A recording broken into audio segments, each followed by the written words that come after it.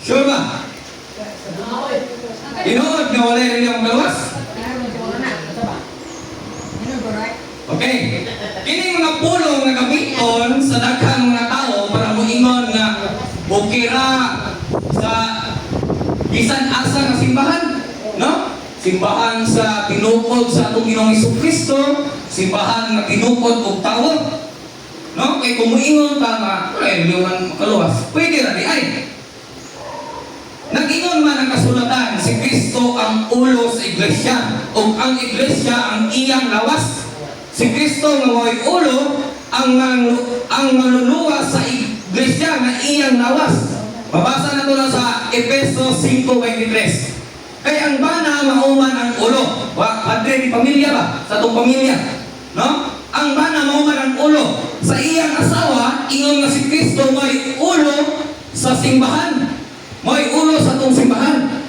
Kaya kapalo man tayo sa Mateo 16:18, usa naging itukod sa itong Ginoong Hesukristo. Usa na kasimbahan. Wala siyang iingon na pagkatukulon ko ang akong mga iglesia.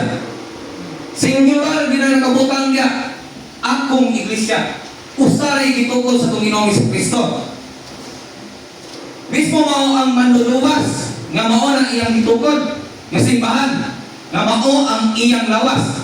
Karon, ang iglesia o grupo sa mga tao nga ana sa panahon nga anaa kang Kristo. Kung saan man nimo pagkaluwas kung ikaw wala sa iglesia o lawas ni Kristo. Kung saan man nimo pagkaluwas kung ang imong iglesia dili man tinukod ni Kristo. Mao nang bisag pangutan-on nato ng mga laing sekta. Moingon na sila, walay makaluwas na reliyon. Pero kung masahon niya sa Efeso 5:23, klaro kaayo nga si Kristo ang ulo sa simbahan. O ang iyang lawas na manluluwas, mao iyang lawas. Manang moingon sila na walay reliyon makaluwas. Kaya kapalo man sila na tinukod na silang tao. No?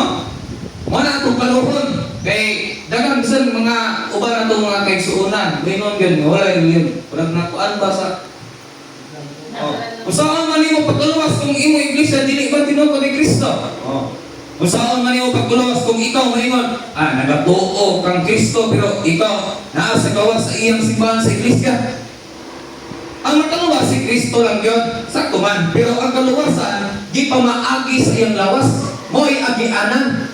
Kay, mo yan ang naggitukod ni Ginoong Kristo ang simbahan ng Katoliko. No? Gumawa ang simbahan ng Katoliko niya sa Mateo 16:18. Kay naay, maoni ang may otoritera. Kay kini mga pagtulunan niya sa simbahan sa Katoliko, nagagikan nila sa itong Ginoo. Ang kaluwas mo si Kristo. Pero ang kaluwasan, di pa maagi sa iyang lawas. Kung saan man pagkaluwas sa iglesia, nga dili siya ang nagtukod. Naabay simbahan nga makaluwas. Unsa man kining simbahan na. Ang simbahan nga gitukod ni Kristo. Unsay pruweba? Si Kristo ang manluluwas sa iglesia. Sa mga taga-Efeso 1:23, mabasa natin na sa 1:23 o Efeso 5:23, ang simbahan mo ang lawas ni Kristo, ang kahimpitan niya mo ang naghimpit sa tanang butang. Klaro nga ang simbahan, ang kahimpitan ni Kristo kay ngano, himpit man si Kristo. Maluwas pa ang dili Katoliko. Kana. Kung ikaw naa sa iglesia pero daot ang imong batasan, dili ka maluwas. Bisag nag-ingon ta ba na luwas ta kay naa ko simbahan, namito ko simbahan sa Ginoo. No? Mo nang bisag naa ta sa simbahan sa atong Ginoo, puy anato nga matarong. Kay mo binag-ingon ni Kristo nga diya sa 1 Pedro 1:16, pagbalaan kamo kay ako balaan. Mo nang maluwas pa ang dili Katoliko.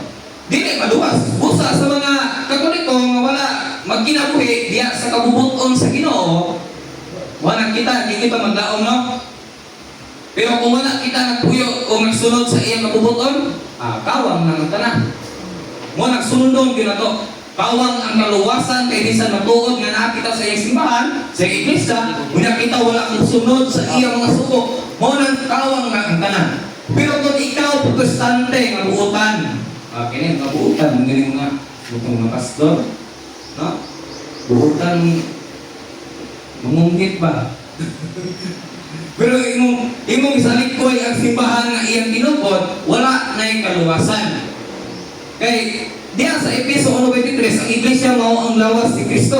Kay matod pa diya sa Ebanghelyo ni San Juan 14:6, Jesus gituba, ako ang dalan ng kamatuoran, ug ang kinabuhi walay makaadto sa mahan kung dili mag-agi kanako. Unya moingon makita nga gigugma man namo ang Ginoo, pero wala ta namati kaniya. Wala kita sa iglesia nga iyang ginukod nga mao ang iyang lawas. Kaya sa mga tao nga misalikway ang lawas ni Kristo nga mao ang atong simbahan, mao ang iglesia nga iyang ginukod, wala gyud kaluwasan kanila.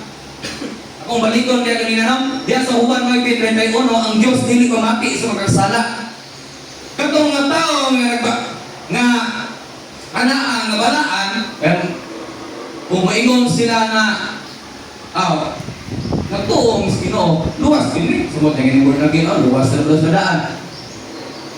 Pero amot lang kay diya sa Mateo 7:26, Jesus miingon, ang tanan nga nakadungog sa akong gisulti ug dili magtuman ini may sama usa-usa ka tawong buang-buang nga nagtukod sa iyang balay diya sa balas.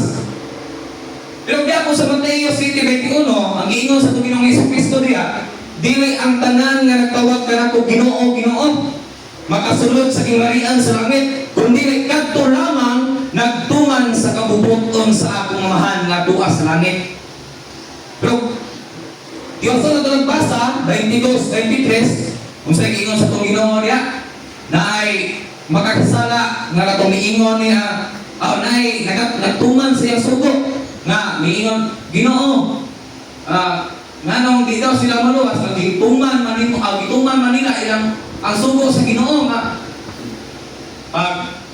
pagbuhat og milagro, kung sa giingon sa itong Ginoo niya sa Mateo 7:23, pahawa dong kay wa ko makaila kanimo. Klaro kayo nga giingon ni Kristo bisan pag wala ka sa iyang lawas, moingon ka nakatungan ka sa sugo sa Dios. Diya sa Mateo 23:7-23, giingon sa Ginoo nga pahawa dong. Kato nagtuman to sa sugo sa Ginoo. Pero kung sa Ginoo giingon sa Ginoo, pahawa dong kay wa ko makaila kanimo. Ang mga Katoliko, mga palainom, kini gimantayon o daghan kanila ang mga kasala o sa pagkitabuang nga sila tinukod nga simbahan. Mao ba ni atake na sa tuwa? Mga Katoliko do, mga palahubog, mga sugarol. Pero sa tinuod ang simbahan, balaan man, pero ang kada usa ka miyembro, daghan ang mga kasala. Ang simbahan banay sa mga balaan, dili sa mga kasala. Mao nga si Kristo niya sa kalibutan para sa mga makasala o dili para sa magkarong ingnon nga mga balaan. Kay atuyok din sa itong Ginoong si Kristo, diluwas na niya sa atong mga sala, no? O mga mas makakasala sa mga Katoliko nga mapatuyangon sa ilang mga buhat sa mapagkasala kay sila wala man nagsimba o naminaw sa Ginoo. Kini mga Katoliko sama kanila, wala man subuan nga magsugal. No? Nag-ingon pang ginatong pare nga nagsugo na natong pare nga magsugal. Pero na po yung mga pare nga magulo-ulo. Pero hindi naman kakakuan na kay kuan naman na nila. Sama ni Adan, kung iba nga gipainunuan sila sa amahan nga dili angay buhat.